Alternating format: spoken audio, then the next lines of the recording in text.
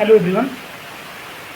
आज हम लोग KVS 2010 इंग्लिश का पेपर सॉल्व करेंगे और देखेंगे कि किस तरह से क्वेश्चन पूछा गया था 2010 में।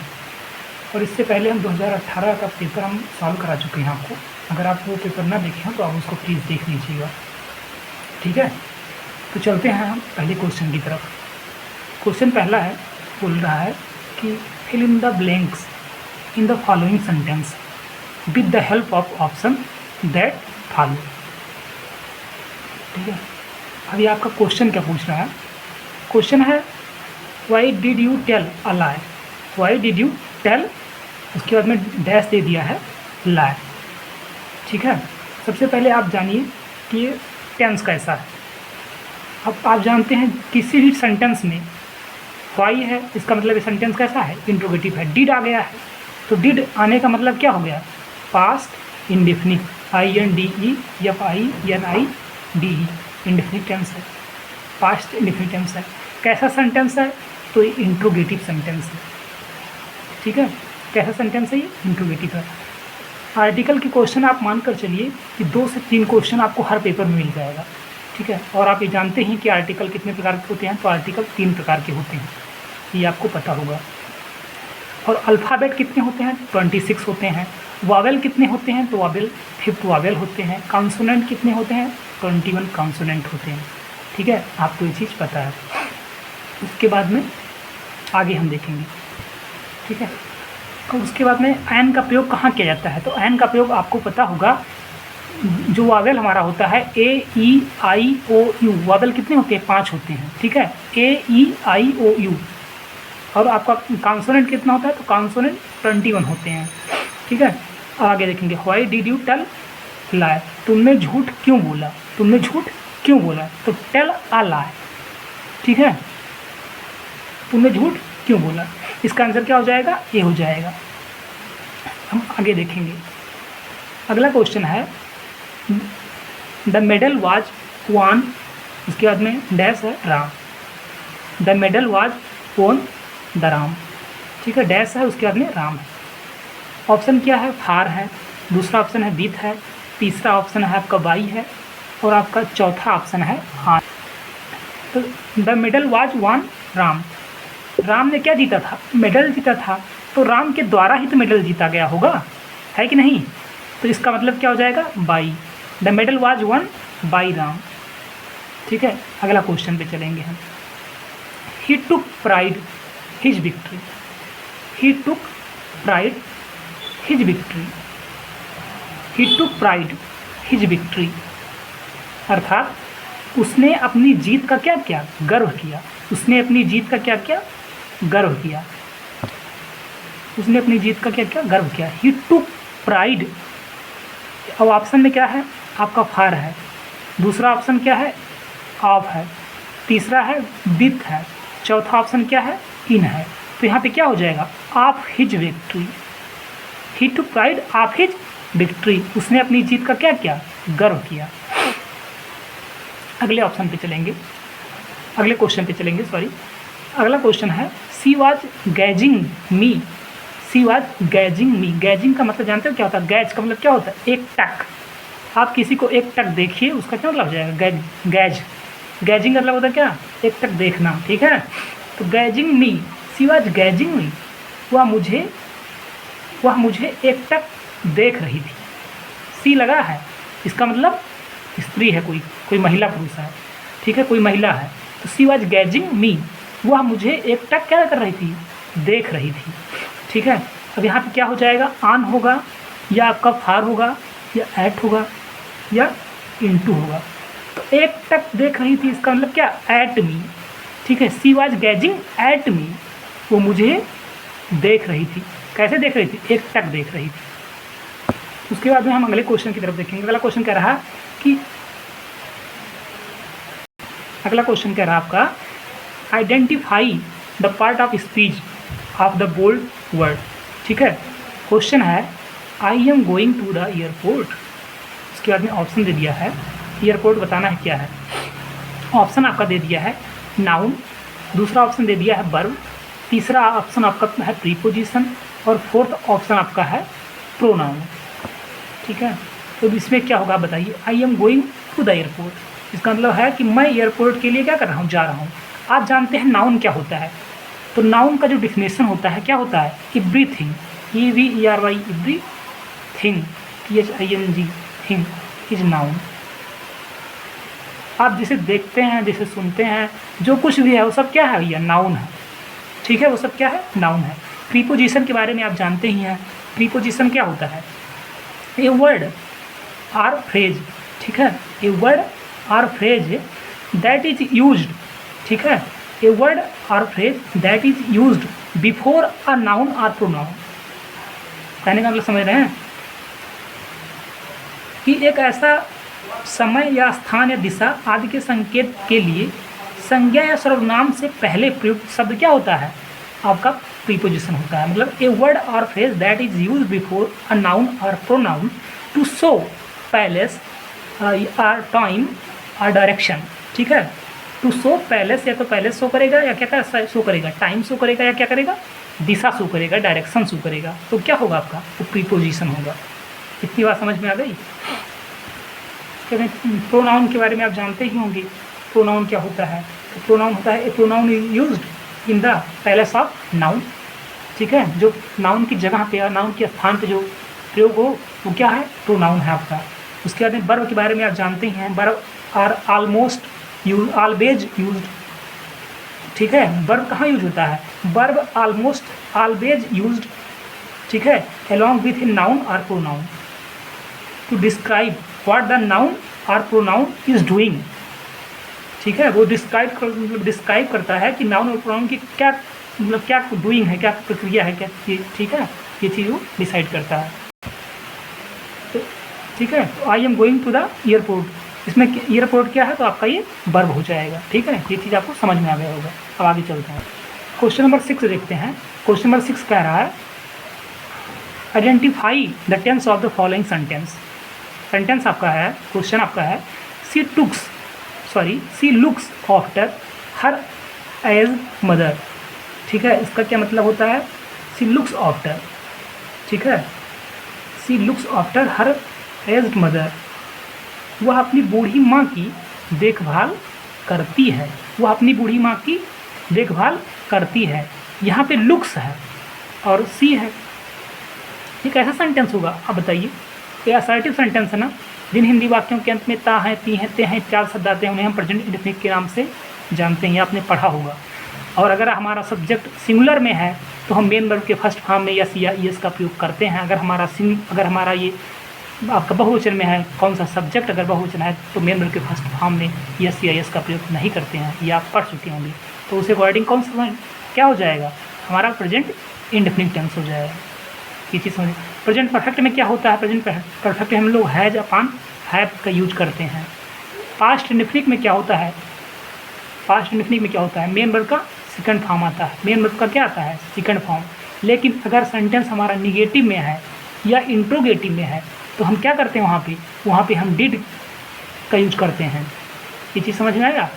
और मेन वर्ब का कैसा फॉर्म आएगा, फर्स्ट फॉर्म आएगा। प्रेजेंट कंटिन्यूस में आप जानते ही होंगे क्या होता है, वहाँ पे इज, आर और एम का यूज होता है, ये आपको पता ही होगा, ठीक है। तो यहाँ पे क्या हो जाएगा, प्रेजेंट इंडेफिनिट टेंस हो जाएगा, प्रेजेंट इंडेफिनिट टेंस हो जाएगा। आगे चलते हैं, क्वेश्चन नंबर 7 देखते हैं। कह रहा है आइडेंटिफाई करना है word whose spelling is correct, ठीक है। अब प्रॉपर्टी है, प्रॉपर्टी की स्पेलिंग क्या होती है बताइए। PRO, प्रॉपर्टी की स्पेलिंग आप लिख लीजिए, PRO, उसके बाद में PERTY, प्रॉपर्टी मैच करिए। PRO PA ये भी नहीं होगा, PRO PERTY यही मैच कर रहा है, तो आपका क्या है, सही हो जाएगा, ऑप्शन बी सही हो जाएगा। क्वेश्चन नंबर 8 को देखेंगे। अब इसमें क्या लिखना है, इसमें बताना है मिनट। मिनट हम कैसे लिखते हैं, तो आपको पता ही होगा मिनट कैसे लिखते हैं, MINUTE, मिनट, MINUTE मैच करिए। MINA ये भी नहीं होगा, MINI ये भी नहीं होगा, MINUT ये भी नहीं होगा, MINUTE मिनट। तो ऑप्शन क्या हो जाएगा, ऑप्शन डी आपका। क्वेश्चन नंबर आपका 9 है। ए पर्सन, ये आपका क्या है, वन वर्ड सब्स्टिट्यूशन है। ए पर्सन हु ऑपरेट्स, ठीक है, a person who operates the control of A aircraft, a person who operate the controls of an aircraft. ठीक है, जो अपने मतलब कहने का मतलब है जो क्या कर रहा है, जो अपने दिशात्मक उड़ान या नियंत्रण संचालित करके एक विमान की उड़ान को नियंत्रित करता है, उसे क्या कहते हैं? जो एक विमान को उड़ाता है, उसे संचालित करता है, उसको नियंत्रित करता है, उसे क्या कहते हैं? उसे आप जानते हैं, उसे क्या कहते हैं? उसे आपका पायलट कहा जाता है। उसे क्या कहते हैं? उनको पायलट कहते हैं। सॉरी, उनको क्या कहते हैं? उनको कैप्टन नहीं कहते हैं भैया, उनको पायलट कहते हैं। ठीक है, उन्हें पायलट कहा जाता है। उसके बाद में अगला क्वेश्चन है, क्वालिफाइड या फिट टू बी चूजन, इसका क्या मतलब होता है? इसका हिंदी होती है, इसका qualified fit to be chosen, qualified fit to be chosen मतलब कि हर दिन होने वाले के लिए जो एक शब्द होता है उसे क्या कहते हैं? Fit to be chosen, fit to be chosen. ठीक है, इसका मतलब हो जाएगा आपका एलिजिबल। ठीक है, और पैसिबल का मतलब क्या होता है? प्रचलित, प्रचलित, प्रचलित।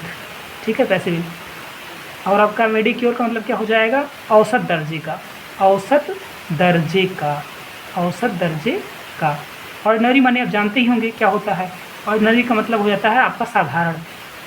ऑर्डिनरी का मतलब क्या हो जाएगा? ऑर्डिनरी का मतलब हो जाएगा साधारण। ठीक है, ये चीज़ आपको समझ में आ गया, तो ऑप्शन नंबर बी आपका सही हो जाएगा। अब आपका क्वेश्चन नंबर क्या है? क्वेश्चन नंबर आपका 11 है। क्या है रहा? इसमें क्या करना है? सिमिलर वर्ड बताना है। ठीक है, choose the word which is similar in the meaning to the one in capital. ठीक है, तो आपको क्या बताना है इसमें? सिमिलर या सिनोनिम्स बताना है। ब्रूटल का मतलब क्या होता है भैया? तो होता है क्रूर। ठीक है, और क्रूर का मतलब जानते हैं क्या होता है? ये खुद दे दिया है, निर्दयी, निर्दयी, निर्दयी। ठीक है, लोनली का मतलब आप जानते ही होंगे क्या होता है? अकेला। अनफेयर का मतलब क्या होता है? अनफेयर का मतलब होता है अनुचित, अनुचित। मैच कर लीजिए, सिनोनिम्स कौन सा होगा? क्रूर, क्रूर दो मिल गए तो क्या हो जाएगा? करल हो जाएगा, क्रूर। अब आगे हम देखेंगे क्वेश्चन नंबर 12। ठीक है, क्वेश्चन नंबर आगे देखेंगे। कह रहा है कि एलिगेंट, एलिगेंट का मतलब क्या होता है? सुरुचिपूर्ण, सुरुचिपूर्ण। ठीक है, आर्डेंट का मतलब क्या होता है? उत्साही। आर्डेंट का क्या मतलब होता है? उत्साही। ऑड का क्या मतलब होता है? ऑड, ऑड मतलब होता है अजीब। तो कहते नहीं कि बहुत ऑड लग रहा है, बहुत अजीब लग रहा है। बोल्ड का क्या मतलब होता है? बोल्ड कहते नहीं कि बहुत बोल्ड इंसान है, मतलब बहुत निडर है। वो कैसा इंसान है? निडर। मैच कर लीजिए, कौन सा मैच कर रहा है, आपको भी आंसर हो जाएगा। आगे देखेंगे लाइबर्टी। लाइबर्टी का क्या मतलब होता है? स्वतंत्रता, स्वतंत्रता। ठीक है, इसमें बताना क्या है? तो इसमें आपको अपोजिट बताना है। ठीक है, इसमें क्या बताना है आपको? अपोजिट। लाइबर्टी माने क्या होता है? स्वतंत्रता। अनहेल्दी माने क्या होता है? अनहेल्दी का मतलब होता है बीमार, बीमार। ठीक है, फ्रीडम का क्या मतलब होता है? फ्रीडम, फ्रीडम का मतलब होता है आपका स्वतंत्रता। ठीक है, उसके बाद में वॉइस का मतलब होता है? वॉइस मतलब होता है कि कोई आपराधिक किस्म का हो तो उसको क्या कहते हैं? वॉइस, अपराधीकृत। ठीक है, अपराधीकृत। सेलेब्रिटी का मतलब क्या होता है? तो गुलामी। ठीक है, लाइबर्टी का मतलब क्या होता है? स्वतंत्रता। अपोजिट बताना है, कौन मैच कर रहा है भैया? फ्रीडम मैच कर रहे हैं। ये तो सिनोनिम्स हो जाएगा। ठीक है, अपराधीकृत हो जाएगा, गुलामी हो जाएगा, तो इसका क्या हो जाएगा? इसका हो जाएगा आपका बी सही। ठीक है, ये नहीं होगा, सी नहीं होगा, सी तो सिनोनिम्स हो जाएगा ना।